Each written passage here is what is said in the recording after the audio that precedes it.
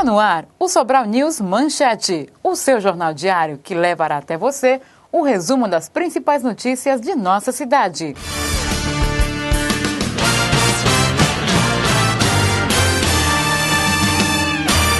Acompanhe agora as principais notícias dessa sexta-feira, 18 de maio de 2012. Dia Nacional de Enfrentamento à Violência Sexual Infanto-Juvenil. A Coordenadoria Especial de Políticas Públicas dos Direitos Humanos do Gabinete do Governador conseguiu a aprovação do Governo Federal para a execução do PAIR, que irá beneficiar o público infanto-juvenil em 20 municípios do estado do Ceará. Bienal do Livro homenageia os 120 anos da Padaria Espiritual. A Bienal celebrará ainda os 90 anos da Semana de Arte Moderna e os centenários do rei do Baião, Luiz Gonzaga, e dos escritores Jorge Amado e Nelson Rodrigues, e do cantador e violeiro Joaquim Batista de Sena. Comitê Executivo do Água para Todos realiza a primeira reunião. O Comitê Executivo Estadual do Programa Nacional de Universalização do Acesso à Água, Água para Todos, realiza a sua primeira reunião marcada para hoje, dia 18, a partir das 14 horas, na sede da Secretaria do Desenvolvimento Agrário. Imprima Sobral 2012. ECOA e Prefeitura de Sobral lançam Mostra Internacional de Gravuras com exposições competitiva, coletiva e especiais de Salvador Dalí e José Rincon. A primeira edição da Imprima Sobral 2012, Mostra Internacional de Gravura, tem participantes de 34 países. A mostra competitiva terá trabalhos de 143 gravuristas de diversos países, dentre os cerca de 300 inscritos: Alemanha, Argentina, Armênia, Bélgica, Bósnia, Brasil, entre eles 14 de Sobral, Bulgária, Canadá, Chile, Colômbia, Coreia do Sul, Cuba, Dinamarca, Espanha, Estados Unidos, Estônia, Finlândia, Grécia, Holanda, Hungria, Inglaterra, dentre outros. O Sobral News fica por aqui. Acompanhe nossas reprises durante a programação da TV Interaja. Fique agora com o Sobral News em debate. Até a próxima!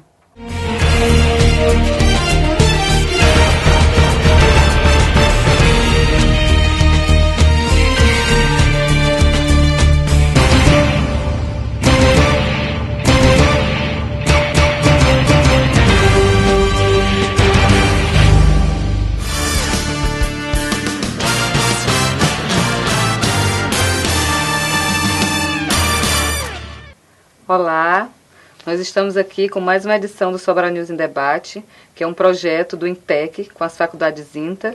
E hoje nós vamos começar uma série de entrevistas que vão abordar os bairros de Sobral. Hoje nós estamos aqui com a professora Maria da Penha Cardoso, que mora no bairro Ciaçaboia, que é o bairro que no dia 30 de maio completa 46 anos de existência. E a professora Maria da Penha, ela é formada em História, especialista em Educação Escolar, em Psicopedagogia e em Metodologia, é mestre em Ciências da Educação e doutoranda também em Ciências da Educação, com especialização em Políticas Públicas. Professora Penha, muito grata pela sua presença aqui. E hoje a gente vai falar do bairro Ciaçaboia, que há 46 anos a senhora mora lá, que é quase a idade do bairro. É isso. Não é isso? Como era esse tempo, professora? O que é que a senhora tem na sua memória desse tempo que a senhora chegou no bairro Ciaçaboia? Bom, esse tempo que é vivo hoje na memória, apesar do contexto geográfico que o bairro se encontra hoje, totalmente urbanizado, era uma zona rural. Uma zona rural onde predominava a caatinga, os mandacarus, os pés de juazeiro, as juremas, muitas juremas, e uma série, assim, uma cadeia de riachos. Incrível quando eu olho hoje os espaços que antes eram riachos, hoje são escolas, são centros de saúde, fábricas. Então isso me deixa assim, meio que, assim, o progresso, ele vem para melhorar a vida, mas ele traz muitos descasos. Esse é um, né, da degradação da natureza. por exemplo. Então, nós tínhamos ali em abundância muita água natural, fontes naturais, de água natural mesmo, assim, água potável. Sua infância de foi qualidade, brincando rios, de banho. riacho, tomando banho.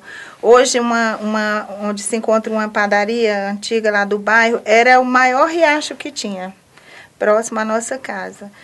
Então, isso para a gente que viu aqui o desencadear do progresso, então, às vezes a gente fica um tanto quanto saudosa. Lembrando daqueles momentos que hoje você não tem espaço para os filhos, por exemplo, brincar.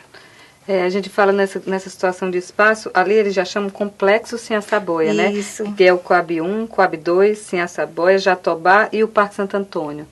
Isso tem uma superpopulação ali, né, professora? Uma cidade, né? Uma cidade. Se for levar ao pé da letra, como manda a legislação, ali já é uma cidade. Porque tem eleitores suficientes para eleger prefeito, 3 deputados, se não me falha a memória, vereadores, né,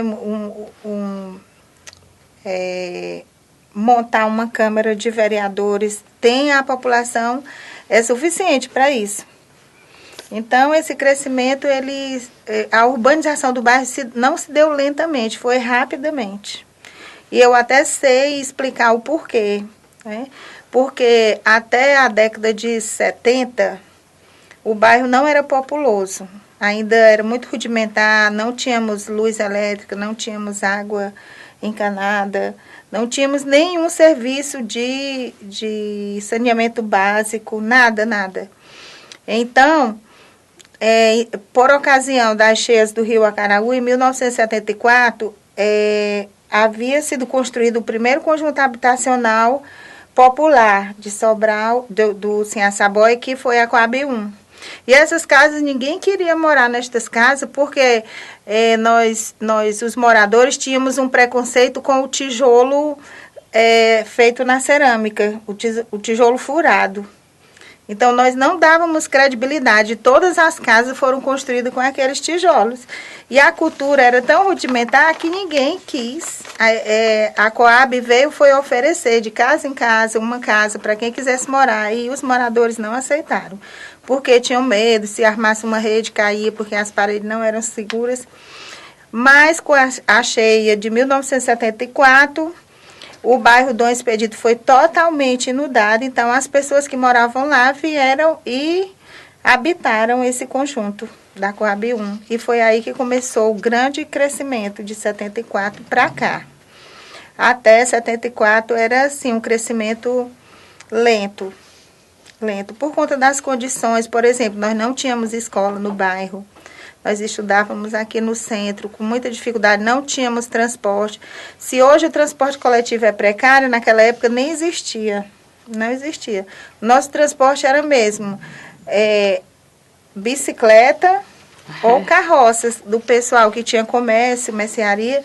Eles vinham para o centro fazer compra e nós pegávamos carona. Nas carroças. É mesmo, professora? Era muito divertido. Tudo estrada carroçável. Tudo estrada carroçável. Tinha a BR-222, já era concluída, mas não tinha o transporte suficiente para suprir a necessidade da população do bairro.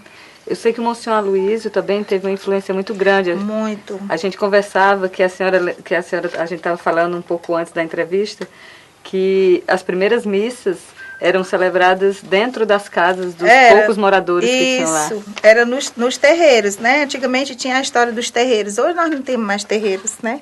Os terreiros imensos, a chão batido, mas tudo muito limpo. E as missas aconteciam por ocasião dos domingos. Então, cada rua, o padre sorteava uma casa para que houvesse a missa. Era uma festa. Era uma festa, todo mundo se sentia abençoado, né? Era o evento, né? A missa no terreiro de casa era uma bênção. Que bacana. E a partir desse momento também tem uma coisa bem forte também no bairro, dessa coisa do catolicismo também, isso, né? Da religiosidade. A religião preponderante sempre foi o catolicismo. Depois começou a existir os cultos africanos, né, que a religião espírita, ela se espalhou rapidamente no bairro e em terceiro lugar veio os evangélicos, vieram os evangélicos. E os evangélicos hoje, eles têm uma força total lá no bairro, né? Mas também existe um trabalho muito sério de catequese, como sempre existiu. Porque quem iniciou a catequese no bairro Sem Saboia foi o padre Oswaldo Chaves. Porque as primeiras casas, o padre Oswaldo ele fazia um trabalho de evangelização que até hoje eu não consigo ver em outros padres. Ele ia de casa em casa. Ele morava no bairro Dom Expedito, que era um bairro mais próspero do que o nosso, Dom Expedito, porque tinha mais habitantes, era mais velho. E o padre Oswaldo começou uma iniciativa andando de casa em casa, pedindo a colaboração dos moradores do Sem Saboia para construir um cemitério, porque até então não tinha um cemitério.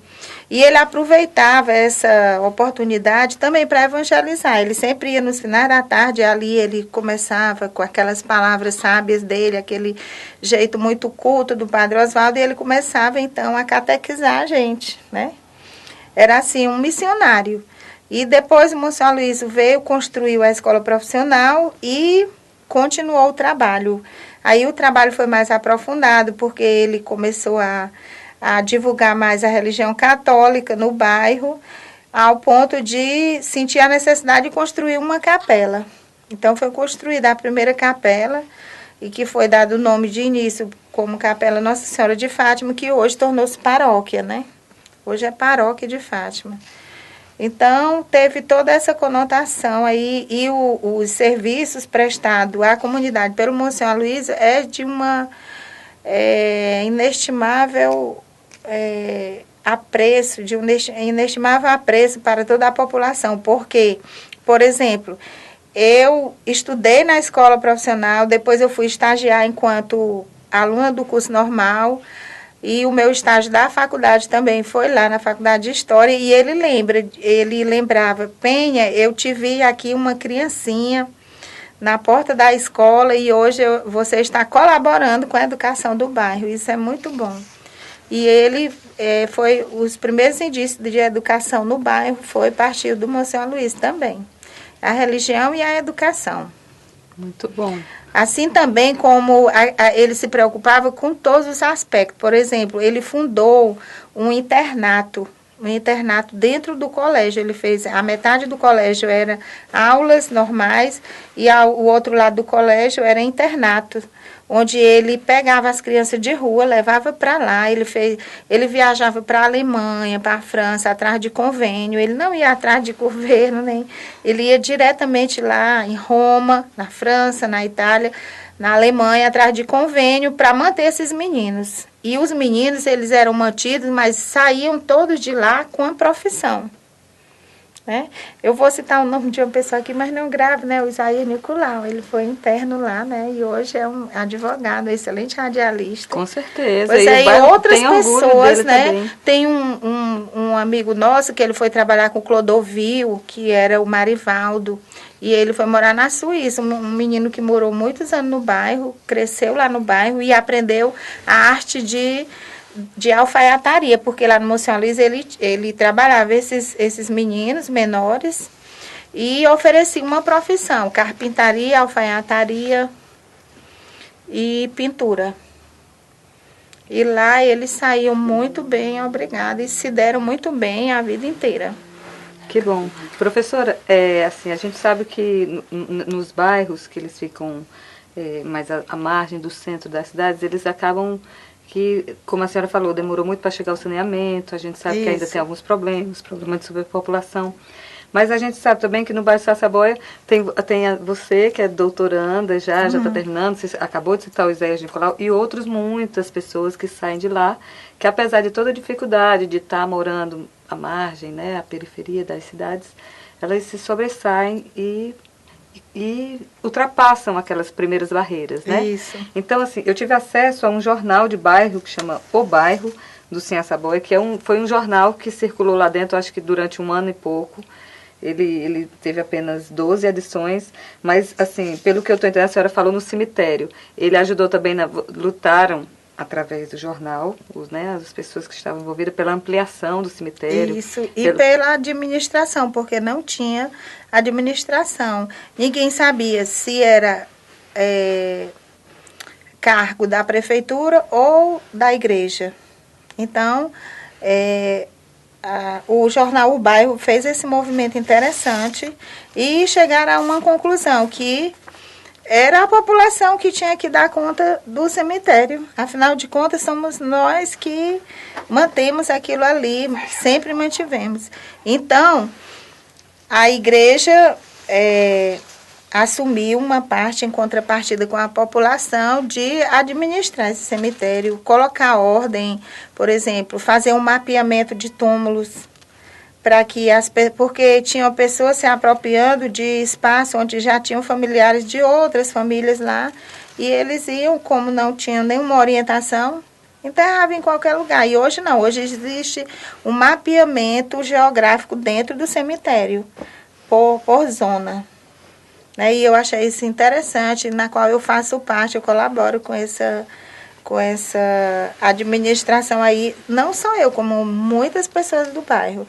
Foi feito um cadastro, e tem uma forma de contribuir para manter um vigia que não tinha, manter água dentro do cemitério para aguar as plantas. Tem muitas pessoas que todo dia vão lá visitar os seus entes queridos e precisam de água para manter os jardins lá dentro e tudo. Então, isso foi muito bom. E foi a partir de um movimento do jornal Bairro. Foi muito interessante isso. E assim também como outras campanhas, Agora nós estamos lutando com a campanha para a melhoria dos espaços para trabalhar a questão cultural, que nós não temos. É um bairro enorme, um complexo habitacional que não tem um espaço cultural. Os jovens não têm para onde ir. O que é que os jovens fazem no bairro Sem Saboia? Só dia de segunda-feira vão para a adoração. É a saída que tem para todos os jovens. Esportes, quadras. Tem a pista de skate, mas assim, não há uma política de incentivo. As quadras, elas existem, apesar de estarem sucateadas, mas também não há um incentivo. Não, assim, um incentivo na área do esporte, da dança, ou a prática de outros esportes, não há essa preocupação, não há, de jeito nenhum.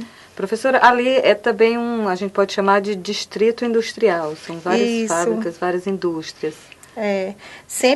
O bairro ele sempre foi pensado nessa perspectiva, desde o seu início. Por exemplo, uma das primeiras indústrias que chegou lá no bairro foi a Lassa, a Laticínio Sobralense S.A., depois veio a Cosmac, depois veio a Cerâmica Torres, e aí foi tratando de chegar a outros. Então, a prefeitura denominou o lado direito do bairro como distrito industrial, é o lado direito.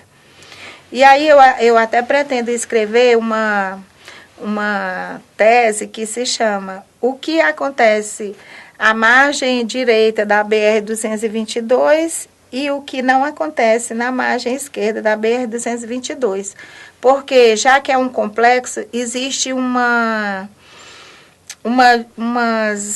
desigualdades berrantes dentro do próprio bairro, O bairro, no início da sua colonização, ele teve uma característica muito crítica, que era em Sobral era o bairro pioneiro nos ambientes de prostituição.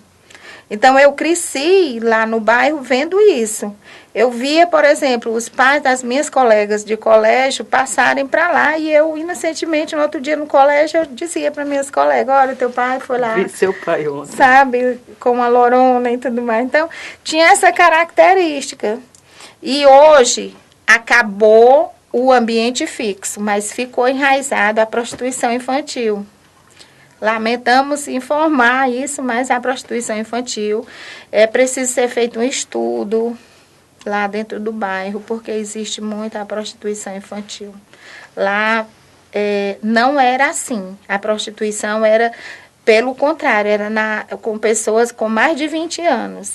E depois que acabou esse fluxo, aí veio a prostituição infantil, que foi o que veio agravar mais ainda as condições sociais, assim. E que, claro, deve estar envolvido com a droga também, Isso. né, professora? Aí depois disso veio as drogas, que é o que realmente marca profundamente, é uma marca negra que nós temos, eu acho que no Brasil inteiro, no mundo inteiro, né? Outro dia eu estava lendo um artigo sobre essa questão das drogas. Isso é um problema político, social do mundo inteiro. Do mundo inteiro. Então, o meu pai, quando a gente sentava no final da tarde na calçada, ele via muitas crianças lá, os meninos, e ele dizia assim: minha filha, olha, do ano 2000 em diante não vai ter o que fazer para essas crianças. Eles vão roubar e eles vão matar. O meu pai, ele era assim uma pessoa muito profética. Ele profetizava as coisas porque ele tinha essa visão de futuro, assim, meio que previsível, né? E realmente o que acontece hoje? Encharcou a população, o bairro cresceu muito, mas não tem muito o que fazer para os jovens. Os jovens não têm onde se fortalecer. O refúgio, né? É o refúgio. Por outro lado, vem a desestruturação familiar. Então, isso junta-se a falta do que fazer com a falta de estrutura familiar. Então, gera esse conflito aí, esse problema social tão complexo. Professora Penha, essas indústrias que estão lá já, né, algumas chegando, algumas já há algum tempo, elas não têm projetos sociais dentro dos bairros, dentro desse complexo de bairros? Porque seria talvez, Não. Vamos pensar, a gente está falando dos problemas, vamos pensar em quais seriam algumas soluções para que esses jovens e adolescentes, que a gente sabe que a amenização desses problemas, né? Você amenizar esses problemas está na educação. Isso. Não é? Então, assim, essas empresas que se beneficiam desse espaço, seria uma alternativa? Seria uma alternativa. Agora, não há, inclusive, elas têm a lei do incentivo fiscal que favorece isso. Elas ficam isentas até de pagar alguns impostos se elas utilizarem essa lei da isenção fiscal. Se elas utilizarem disso, e eles têm isso para usufruir e beneficiar a comunidade. Mas não há iniciativas, não há perspectivas por parte dos empresários, né? Por exemplo, lá, enquanto eu estive diretora durante 9 anos numa escola no bairro, nós tentamos implantar lá o esporte, que hoje permanece o basquete, por muita insistência, assim, a gente querendo tirar mesmo os meninos da rua, e esses meninos se sobressaem. E por que que as empresas, as indústrias não tomam essas iniciativas, que isso não vai pesar para eles, pelo contrário, vai amenizar os impostos. Mas aí a falta de visão sistêmica impede desses empresários, esses industriais terem essa visão. Professora Penha, cerca de 20 mil pessoas naquele complexo. O VLT, o Veículo Leve sobre Trilhos, que está em plena quase conclusão aqui em Sobral, vai beneficiar as pessoas que moram naquele local? Acredito que não, porque, por exemplo, a via de acesso desse meio de transporte, ela fica bem distante do fluxo, vamos chamar de fluxo urbano do bairro. Ele fica fazendo um contorno na região periférica, né, na região suburbana do bairro, lá no final, fazendo um contorno geográfico, né, através dos trilhos. Ou seja, os trilhos que eram da via férrea antigamente vão permanecer lá. Então, vai favorecer uma minoria. Tipo, os moradores da Coab 2 vão ser favorecidos e mais um tipo de população que tem após a Coab 2, que é chegando já no Rio Madeira, esse pessoal, sim, vão ser favorecidos porque está à margem deles. Mas, por exemplo, o centro urbano do bairro não vai ser favorecido, vai ficar muito distante. Você vai pagar para ter acesso ao meio de transporte. Precisa de transporte até o metrô? Até o metrô. E aí não vale a pena. Você vai pagar R$1 no metrô, como está previsto para ser R$1, mas você paga R$2,50 para chegar até lá. E aí? Não é mais interessante você continuar no mototáxi até o centro do que pagar para depois pagar R$1? Então, as vias de acesso, até no centro mesmo, é muito complicado. Você, por exemplo, quer ir para a prefeitura, então você vai descer ou ali no Coração de Jesus ou lá no Espetinho, que é um bom pedaço para você caminhar. Então, você também vai necessitar de pagar um transporte para chegar até a prefeitura, aquela localidade ali da Viriato Medeiros, ali no centro. Então, é assim, é uma coisa que precisava ser mais planejada. Professora, a gente já está caminhando para um encerramento e eu gostaria que a senhora, dentro dessa oportunidade de falar a respeito do bairro Sem a Saboia, falasse, e quase defendendo sua tese em doutorado em educação, assim, na sua visão, quais são as soluções, quais são as perspectivas, o que é que se pode fazer para que realmente a gente tenha dignidade para as pessoas que estão morando naquele complexo de bairros ali. Vamos partir do lado da convivência social. As ações sociais precisam ser revitalizadas. Uma das questões é a questão das organizações, das associações, que elas existem no papel, mas de fato elas não atuam. Então, se tivesse força e voz do povo, com certeza esse quadro seria revertido. Mas há um silêncio, assim, um silêncio sepulcral dentro das associações, dentro das instituições. É cada um no seu quadrado e ali todo mundo assim, pronto, eu estou bem aqui, eu não me importo com quem está ali à frente. A visão é esta. Então, essa questão do social, que precisa ser muito bem trabalhada, a questão do investimento, tipo, nós não temos uma agência bancária no bairro, já deveria ter. Nós não temos um bom supermercado, nós não temos lojas de confecções, de tecido, lojas de armarinhos, né? Nós temos umas coisas arranjadas ali, muito numa microsituação. E ali precisa muito, muito, muito, e de melhorar o transporte coletivo também. Mas, assim, para a melhoria do bairro, para efetivar o crescimento e a organização social do bairro, é preciso que haja voz e vez do povo. Que nós, moradores do bairro, tenhamos mais voz. São poucas as iniciativas, por exemplo, o jornal O Bairro já parou de circular e era uma via de acesso para a gente, né, fazer os depoimentos, as reclamações, as utilidades públicas, e nós não temos muito espaço, né? Por exemplo, a violência contra a mulher lá está ficando cada dia mais acirrada.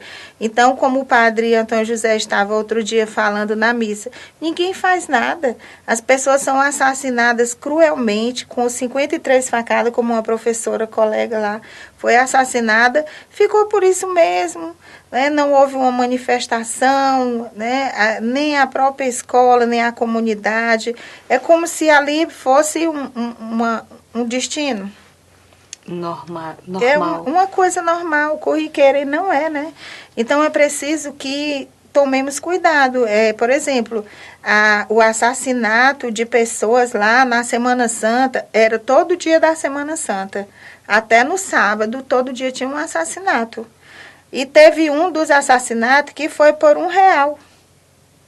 A banalização, né? Pois é, a banalização. A vida, né? O ser humano está perdendo a sua essência, está perdendo o valor. Então, isso é muito complicado para... E foi o oposto do que você viu no começo, né, isso. Professora? Do seu, que você disse, sentava na calçada. Isso, a gente brincava muito, corria, arrodeando os quarteirões de plantas, de mata fechada, e não acontecia nada. Era assim, uma coisa muito... Que hoje você para pensar como foi que cresceu e você não consegue se situar. Como era aquilo ali antes, por exemplo?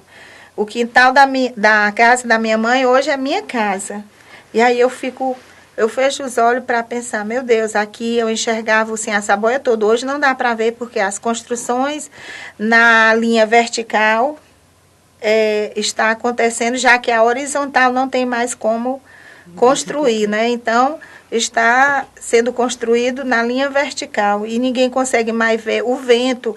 Até eu sou muito de perceber as coisas. Até o vento tomou um outro rumo. Já não entra o vento. Né?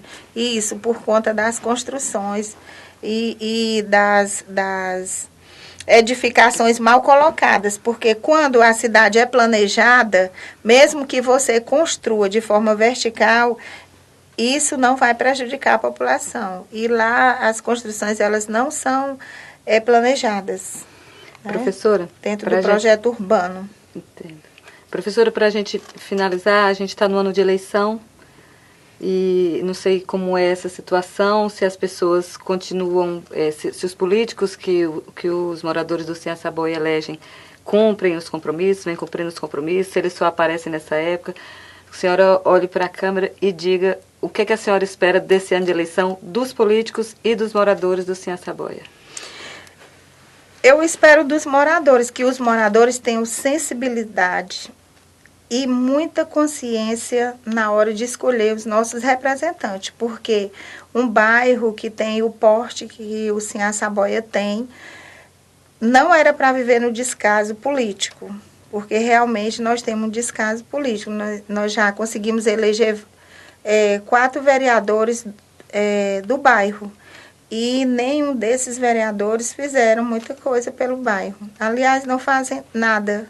Somem, aparece na época de eleição, de política, de campanha, e depois esse sonho se perde naquelas palavras do palanque mesmo. Então, é um apelo que eu faço à população. Vamos refletir sobre quem são os candidatos e quais são os que realmente vão ter compromisso com o nosso bairro, com a população. Então, isso depende de nós. Somos nós os responsáveis por colocar esses políticos lá no poder. Então, é preciso que realmente haja muita discussão.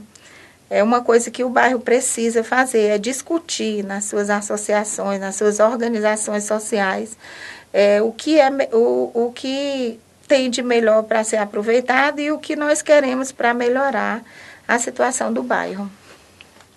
Muito obrigada, professora Penha. Terminamos aqui mais uma edição do Sobral News em Debate, que é uma produção do INTEC com as faculdades INTA. Obrigada e até a próxima.